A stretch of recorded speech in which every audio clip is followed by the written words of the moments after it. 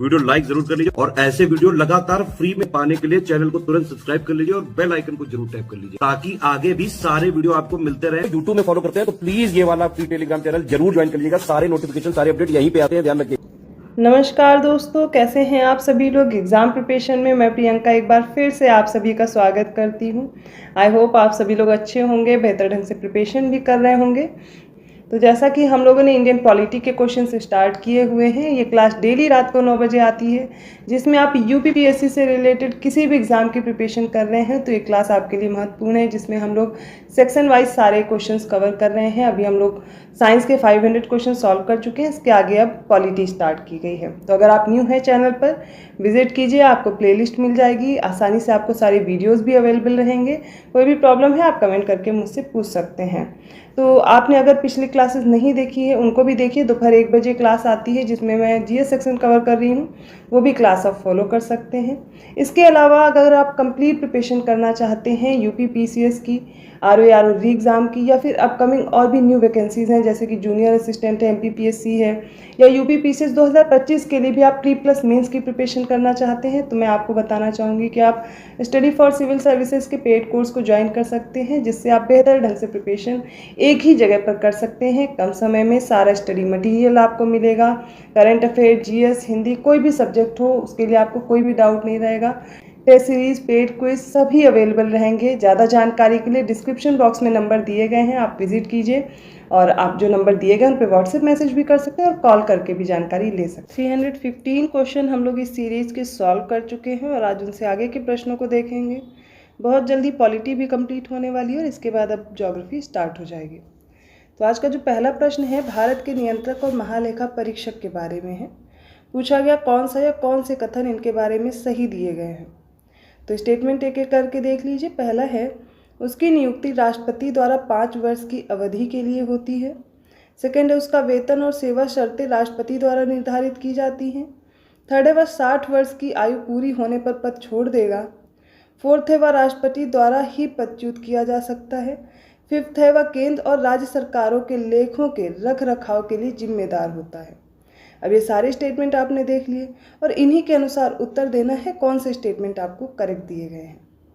तो ये ऑप्शंस आप देख करके उत्तर करेंगे और मैं बताऊंगी इसका राइट आंसर होगा ऑप्शन सी, आप चूज करेंगे। सारे स्टेटमेंट इसमें सही दिए गए हैं।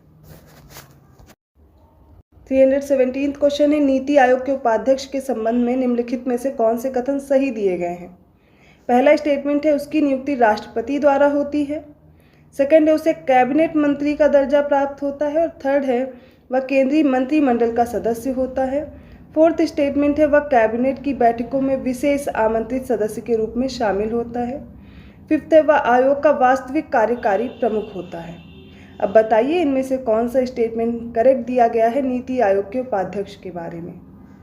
इसका राइट आंसर चूज करेंगे ऑप्शन सी। सेकेंड, फोर्थ और फिफ्थ स्टेटमेंट करेक्ट दिया गया है।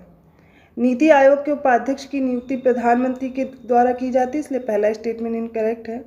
वह केंद्रीय मंत्रिमंडल का सदस्य नहीं होता, इसलिए थर्ड स्टेटमेंट इनकरेक्ट है।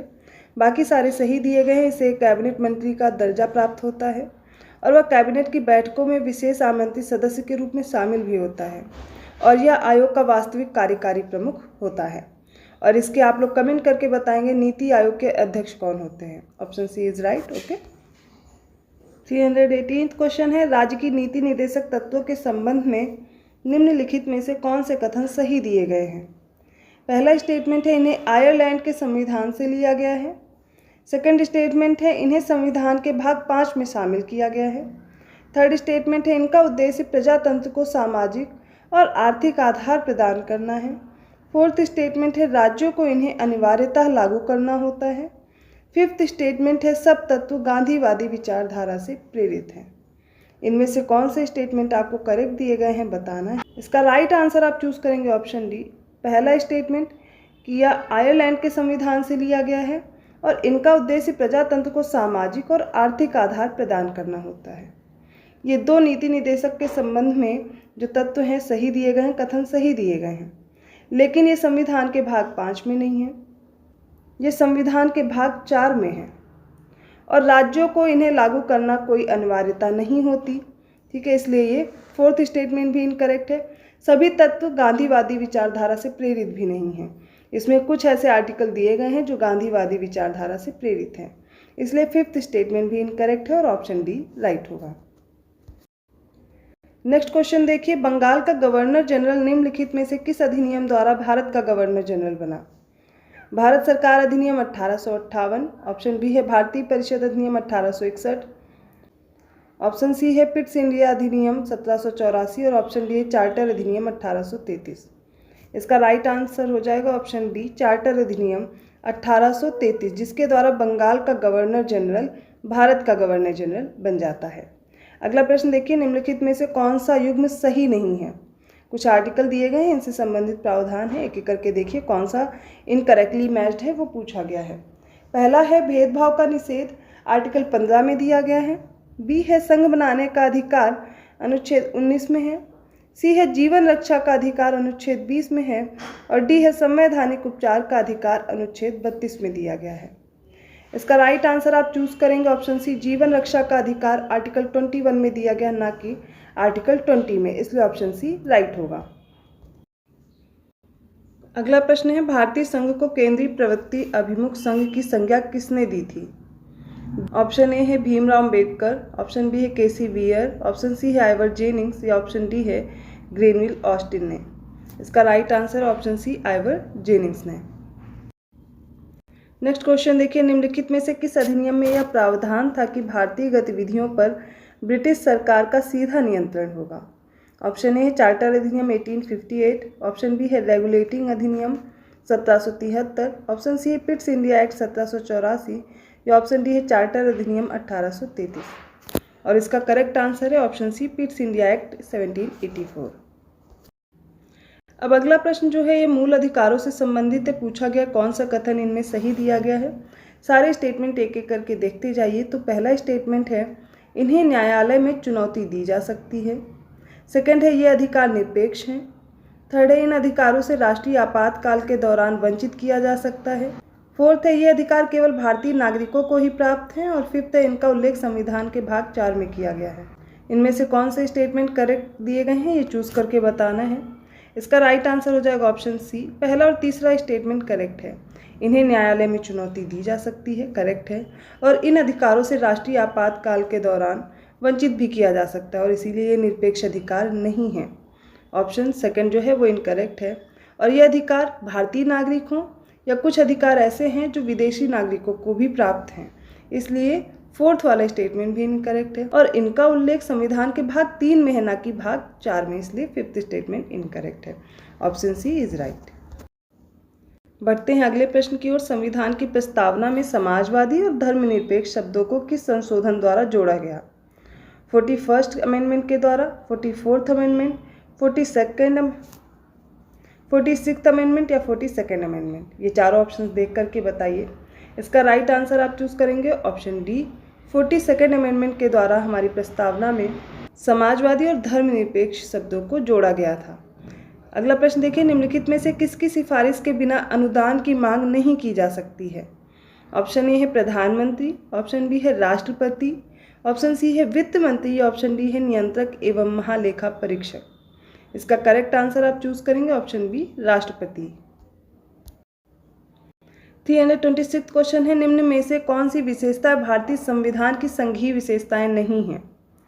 पहली है संविधान की सर्वोच्चता, सेकंड है अखिल भारतीय सेवाएं, थर्ड है एकल नागरिकता, फोर्थ है स्वतंत्र न्यायपालिका, फिफ्थ है द्विसदनी विधानसभा या फिर संसद और सिक्स्थ है संगठित न्यायपालिका। इनमें से कौन से ऐसे आपको दिए गए ऑप्शन जो कि संघीय विशेषताओं में नहीं आते हैं? इसका राइट आंसर आप चूज करेंगे ऑप्शन सी। क्यों? क्योंकि अखिल भारतीय सेवाएं, एकल नागरिकता और संगठित न्यायपालिका ये भारतीय जो संघ है इसकी विशेषता नहीं है, जबकि संविधान की सर्वोच्चता, इसके साथ साथ स्वतंत्र न्यायपालिका और जो संसद है, द्विसदनी विधानसभा है, ये विशेषताएं हैं हमारे भारत की संघीय होने की। अगला प्रश्न देखिए, 327 क्वेश्चन है, इनमें से कौन सा युग्म सही दिया गया? करेक्टली मैच्ड अर्थात 3 गलत दिए गए हैं। पहला है संशोधन प्रक्रिया, अनुच्छेद 268 दिया गया है। प्रधानमंत्री के कर्तव्य अनुच्छेद 274 में दिए गए हैं। राष्ट्रपति शासन 365 आर्टिकल दिया गया और अंतर्राज्यीय परिषद अनुच्छेद 264 दिया गया है। इसमें से कौन सा करेक्ट है? इसका राइट आंसर आप चूज करेंगे ऑप्शन सी, राष्ट्रपति का शासन आर्टिकल 365 में आता है, जबकि संशोधन की प्रक्रिया आती है आर्टिकल 368 में, और प्रधानमंत्री के कर्तव्य आते हैं आर्टिकल 78 में। अंतर्राज्यीय परिषद के लिए आर्टिकल हो जाएगा 262, इसलिए ऑप्शन सी करेक्ट है, वो राइट दिया गया था। नेक्स्ट क्वेश्चन देखते हैं, राष्ट्रपति चुनाव प्रक्रिया में मताधिकार प्रयोग किनके द्वारा होता है?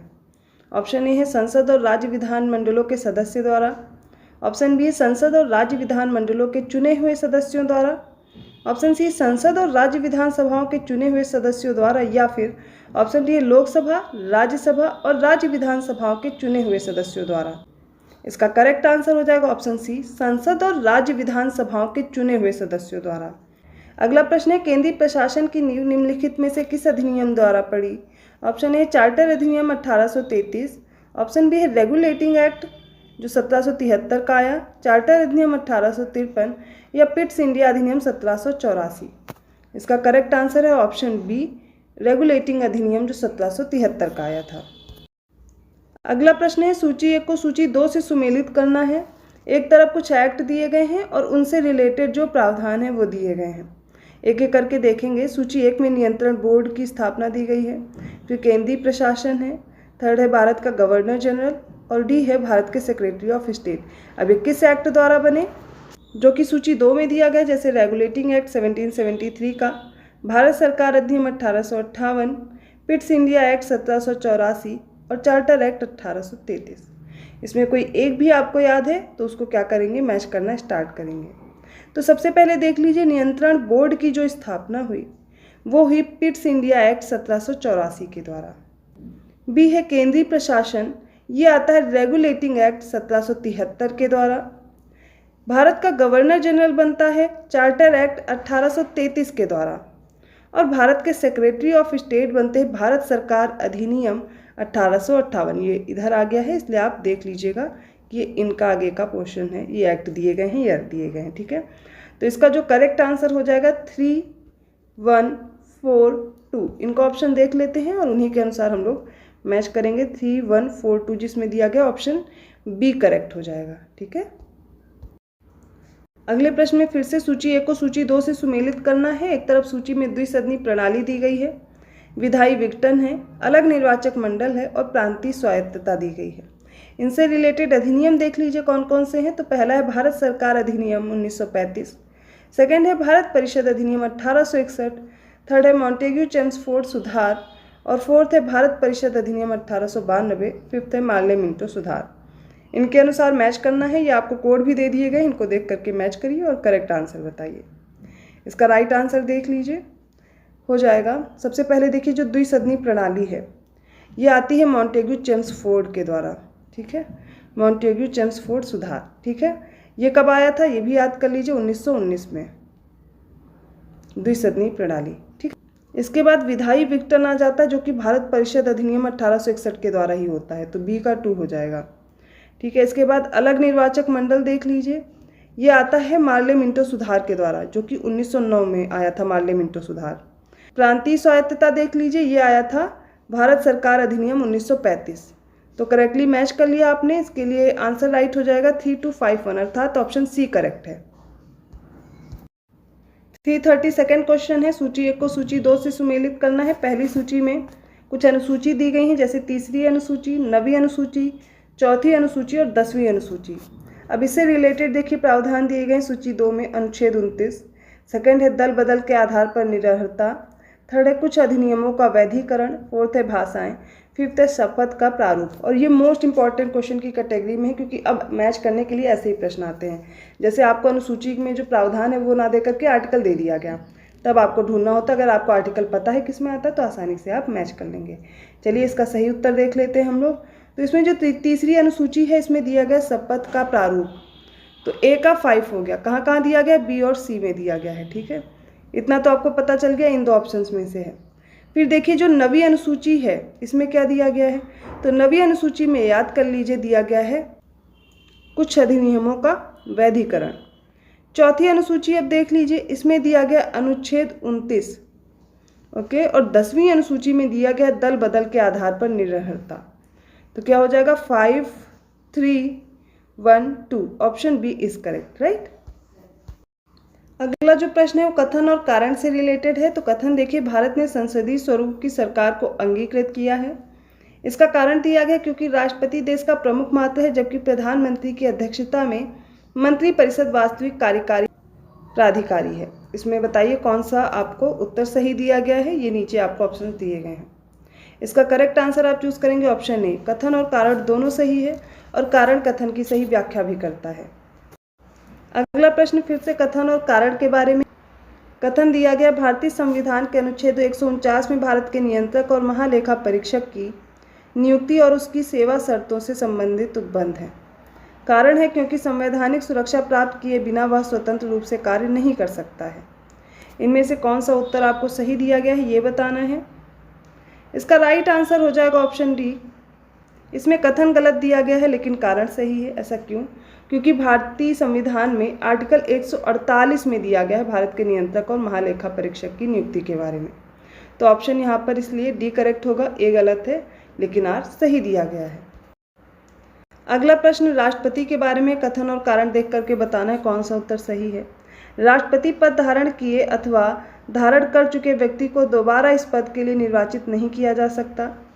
कारण है क्योंकि लोकप्रिय सदन या लोकसभा के सदस्य के रूप में निर्वाचित होने की पात्रता धारण किए बिना कोई व्यक्ति राष्ट्रपति के पद के लिए निर्वाचित होने का पात्र नहीं होगा। इनमें से कौन सा उत्तर आपको सही दिया गया, इन संकेतकों को देख करके बताना है।